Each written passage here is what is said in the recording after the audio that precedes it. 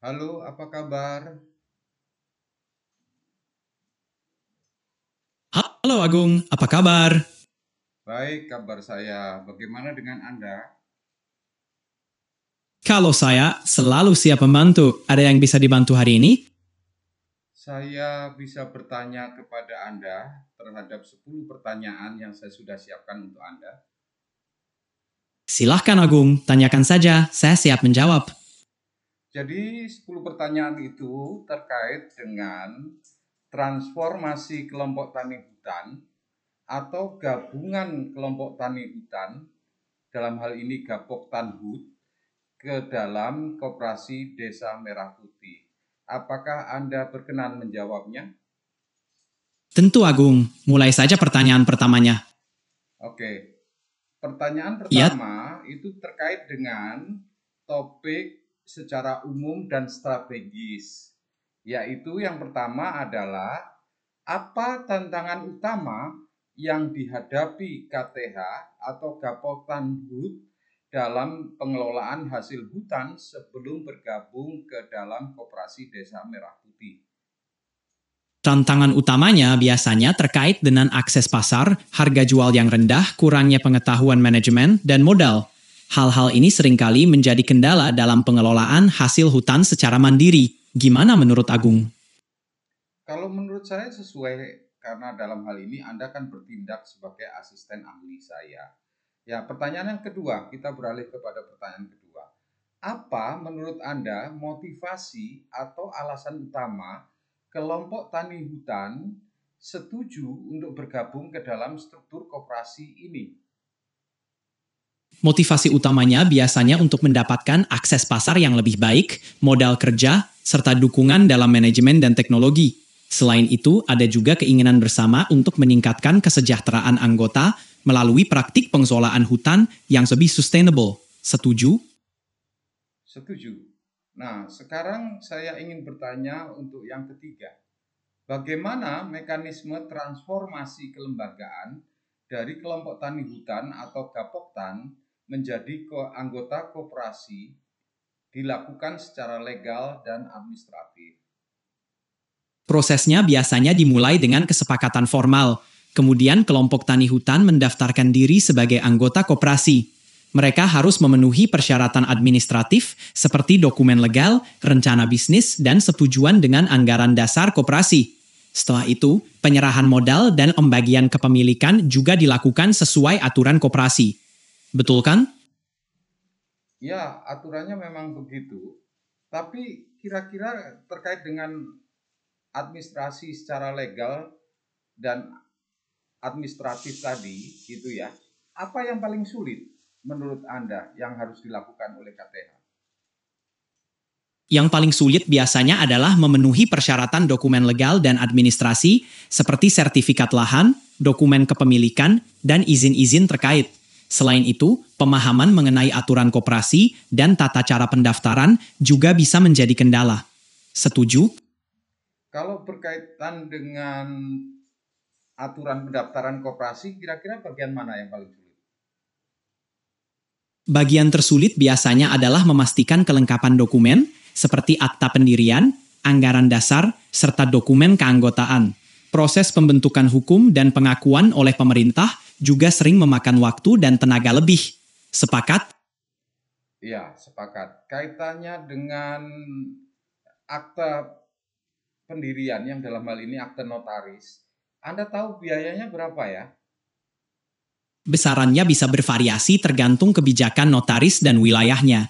Biasanya, biaya pembuatan akta pendirian koperasi berkisar antara beberapa juta hingga puluhan juta rupiah, tergantung kompleksitas dan jasa yang diberikan. Lebih jelasnya, bisa ditanyakan langsung ke notaris setempat. Gimana, Agung? Apakah Anda tidak bisa mencari harga tarif untuk pendaftaran untuk akte notaris bagi koperasi itu? Maaf, saya nggak bisa mencari informasi tarif notaris saat ini. Semuanya tergantung kebijakan masing-masing notaris. Lebih baik hubungi notaris setempat untuk info detail. Oke? Oke, baik. Kita beralih kepada pertanyaan teknis dan operasional. Pertanyaan keempat adalah, apa perubahan peran dan tanggung jawab pengurus KTH setelah integrasi ke dalam koperasi? Perubahan peran biasanya mencakup tanggung jawab yang lebih luas, seperti pengelolaan keuangan bersama, koordinasi dengan pihak eksternal, dan pelaporan kepada anggota koperasi. Selain itu, mereka juga harus beradaptasi dengan sistem manajemen yang lebih formal dan struktur organisasi yang lebih kompleks. Sepakat? Oke.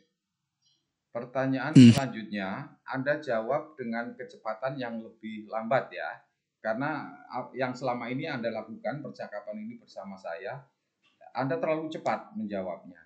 Tolong agak dikurangi kecepatannya. Baik, Agung. Saya akan jawab lebih pelan. Silahkan lanjutkan pertanyaannya. Bagaimana sistem pembagian hasil atau keuntungan diterapkan dalam koperasi dibandingkan sebelum saat masih berbentuk KTH atau Gapoktan? Dalam koperasi, pembagian hasil atau keuntungan didasarkan pada prinsip keadilan dan partisipasi. Anggota akan menerima bagian keuntungan berdasarkan partisipasi mereka dalam kegiatan koperasi seperti simpanan, pembelian, atau kontribusi lain. Ini berbeda dengan KTH yang mungkin tidak memiliki mekanisme pembagian hasil yang jelas dan terstruktur. Gimana? Sudah sesuai harapan? Ya, oke. Selanjutnya, apa saja produk unggulan atau komoditas hutan yang kini dikelola secara kolektif oleh koperasi? Produk unggulannya bisa bervariasi tergantung daerah, tapi biasanya meliputi hasil hutan non-kayu seperti madu hutan, rotan, dan tanaman obat. Ada juga komoditas kayu olahan yang dikelola secara berkelanjutan. Setuju dengan pendapat ini? Oke. Nah, terima kasih jawaban Anda. Selanjutnya saya beralih kepada pertanyaan yang bersifat sosial dan partisipatif. Bagaimana cara koperasi memastikan bahwa semua anggota KTH tetap aktif berpartisipasi dalam pengambilan keputusan koperasi? Koperasi biasanya menerapkan prinsip satu anggota, satu suara dalam pengambilan keputusan. Setiap anggota memiliki hak suara yang sama dan keputusan diambil melalui rapat anggota. Partisipasi ini dijamin dalam anggaran dasar koperasi. Sesuai, Agung? Ya, selanjutnya terkait dengan kendala sosial yang muncul saat proses penggabungan dan bagaimana koperasi mengatasinya. Kendala sosial seperti perbedaan kepentingan dan kurangnya kepercayaan bisa muncul. Koperasi mengatasinya dengan komunikasi terbuka, pelibatan semua anggota dalam proses diskusi, dan memberikan pelatihan serta edukasi agar pemahaman dan kepentingan bisa selaras. Setuju? Ya, baik. Sekarang masuk kepada pertanyaan dampak dan keberlanjutannya. Apa dampak ekonomi yang sudah dirasakan anggota KTH sejak bergabung dengan koperasi?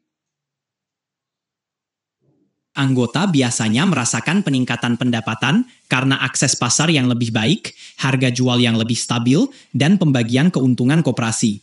Selain itu, adanya dukungan modal dan pelatihan juga membantu mereka mengembangkan usaha. Sudah terlihat dampaknya, bukan? Oke. Dan yang terakhir, pertanyaan yang ke-10 adalah bagaimana koperasi merancang strategi keberlanjutan agar kegiatan ekonomi dan konservasi tetap berjalan seimbang? Koperasi biasanya memfokuskan strategi pada pengelolaan sumber daya secara berkelanjutan, diversifikasi produk, serta pengembangan kapasitas anggota. Mereka juga sering membangun kemitraan dengan pihak lain, seperti lembaga pemerintah dan LSM, untuk mendukung keberlanjutan kegiatan mereka. Sepakat, Agung? Oke, sepakat. Bisakah Anda menyimpulkan apa yang menjadi inti pembicaraan kita hari ini? Sure thing. Kita membahas transformasi kelembagaan KTH ke koperasi, tantangan dan manfaatnya, hingga dampak ekonomi dan strategi keberlanjutannya.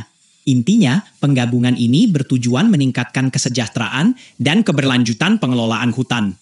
Oke, Agung? Oke, pertanyaan terakhir.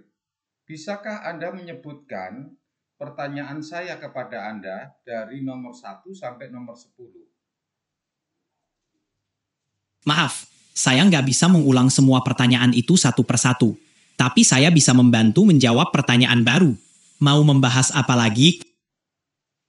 Cukup. Terima kasih pertemuan hari ini. Semoga bermanfaat. Senang, bisa bantu Agung. Semoga bermanfaat ya. Sampai jumpa lagi.